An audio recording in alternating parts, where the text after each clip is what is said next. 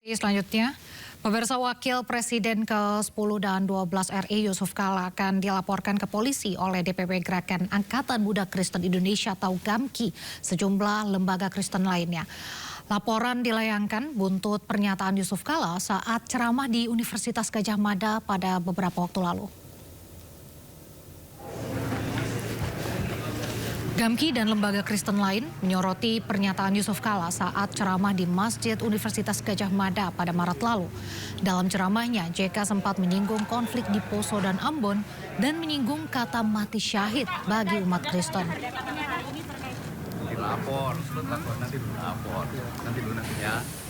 Kenapa agama gampang jadikan alasan konflik? Kayak di Poso, Ambon. Karena kedua-duanya Islam dan Kristen berpendapat mati atau menewaskan orang, atau mati atau mematikan itu syahid. Semua pihak Kristen juga berpikir begitu. Kalau saya bunuh orang Islam, saya syahid. Kalau saya mati pun, saya syahid. Akhirnya susah berhenti. DPP GAMKI dan sejumlah lembaga Kristen lain mengecam keras pernyataan JK yang dinilai menyakiti hati umat Kristen di Indonesia. Pernyataan JK tersebut juga dinilai membuat gaduh dan menuai polemik. Bapak Yusuf Kala dalam ceramahnya yang pada hari ini kami mendiskusikan terkait pernyataan Bapak Yusuf Kala dalam ceramahnya yang menyinggung ajaran agama Kristen, dan kami menyatakan sikap. Satu, menyatakan bahwa agama Kristen tidak pernah mengajarkan membunuh orang Islam akan sahih masuk surga. Justru agama Kristen mengajarkan untuk mengasihi sesama manusia, bahkan musuh sekalipun. Dua, mengecam keras pernyataan Bapak Yusuf Kala yang menyakiti hati kami umat Kristen dan menimbulkan kegaduhan di tengah masyarakat.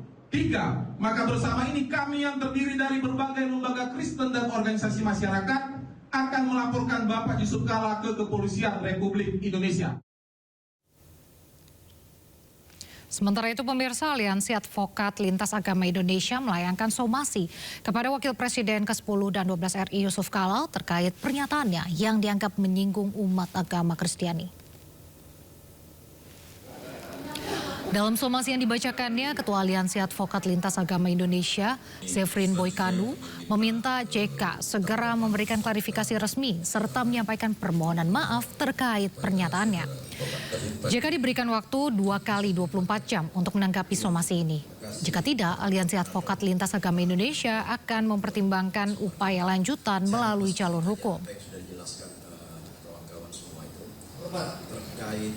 Kami yang tergabung dalam Aliansi Advokasi Lintas Agama Indonesia dengan ini menyampaikan somasi terbuka kepada Bapak Yusuf Kala atau Bapak JK sehubungan dengan pernyataan yang beredar di ruang publik yang telah menimbulkan penafsiran di tengah masyarakat bahwa terdapat ajaran dalam agama Kristen yang dikaitkan dengan pembenaran tindakan kekerasan terhadap umat Islam.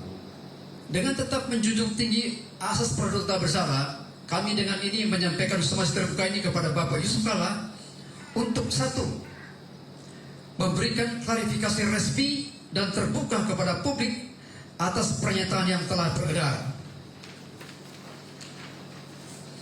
Yang kedua, mencabut atau meluruskan pernyataan tersebut karena telah menimbulkan penafsiran yang keliru atau tidak tepat.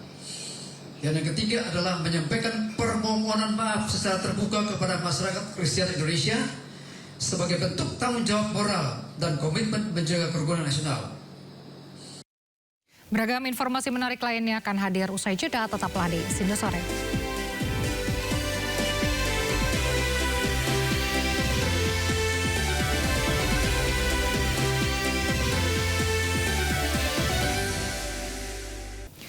Beralih ke kasus lain, pemirsa, sidang lanjutan kasus dugaan korupsi terkait pengadaan laptop berbasis Chromebook dengan terdakwa ex-Mendikbudristek Nadiem Makarim kembali digelar. Agenda sidang kali ini mendengarkan keterangan ahli dari JPU. Sidang kasus Chromebook di Pengadilan Tipikor Jakarta hari ini menghadirkan auditor Badan Pengawas Keuangan dan Pembangunan atau BPKP, Dedi Nurmawat sebagai ahli. Dalam keterangannya, Dedi yang juga merupakan ketua tim perhitungan kerugian negara kasus Chromebook menjelaskan kerugian pengadaan laptop berbasis Chromebook mencapai 1,5 triliun rupiah. Dedi juga memastikan tidak ada tekanan atau intervensi dari pihak manapun terkait audit kerugian negara dalam kasus ini. Bagaimana bisa dipastikan bahwasanya audit BPKP ini simpulannya adalah murni dari pendapat profesional auditor, bukan pesanan pihak lain termasuk pesanan penyidik. Saya pastikan tidak ada yang namanya pesanan penyidik maupun intervensi semacam itu ya.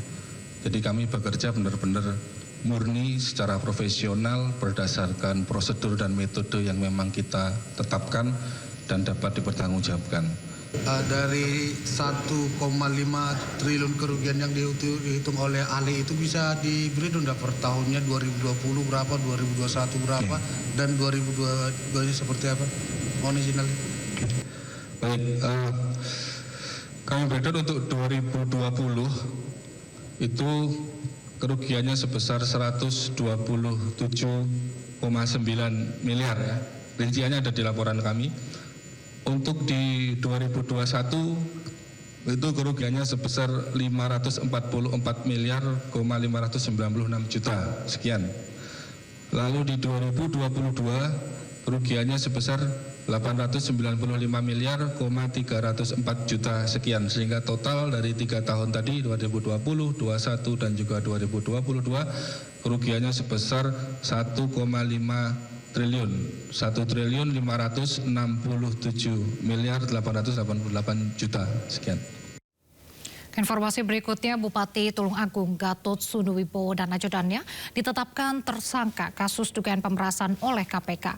KPK menyita uang tunai lebih dari 300 juta rupiah dan 4 pasang sepatu mewah bernilai lebih dari 120 juta rupiah.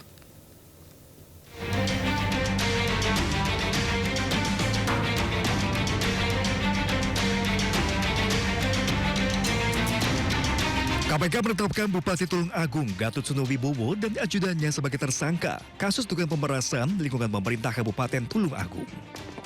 Penetapan tersangka usai pemeriksaan intensif di gedung KPK selama kurang lebih 17 jam. Keduanya ditahan di rutan KPK selama 20 hari. KPK juga menyita uang tunai 335,4 juta rupiah dari bagian 2,7 miliar yang sudah diterima tersangka. 4 pasang sepatu mewah bernilai lebih dari 120 juta rupiah dan sejumlah barang bukti lain. Uang hasil sitaan ini diduga merupakan alokasi jatah dari permintaan Bupati Gatot kepada salah satu OPD di Kabupaten Tulung Agung.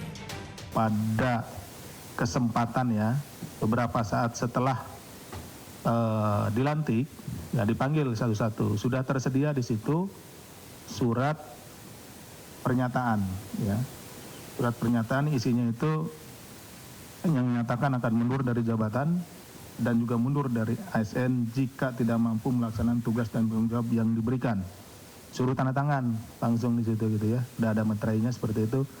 Tapi kemudian tidak diberikan tanggal, dikosongkan tanggalnya. Karena tadi dengan surat pernyataan tersebut yang sudah ditandatangani ya, yang atau terpaksa ditandatangani karena atas permintaan dari Bupati oleh Kepala OPD, akhirnya menjadi jebakan.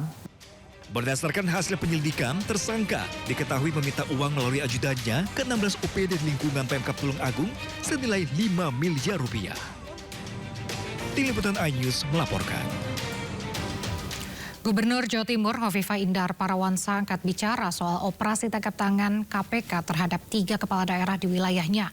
Hovifah menyesalkan masih ada pejabat yang terjerat korupsi dan menyerahkan sepenuhnya pada aparat penegak hukum.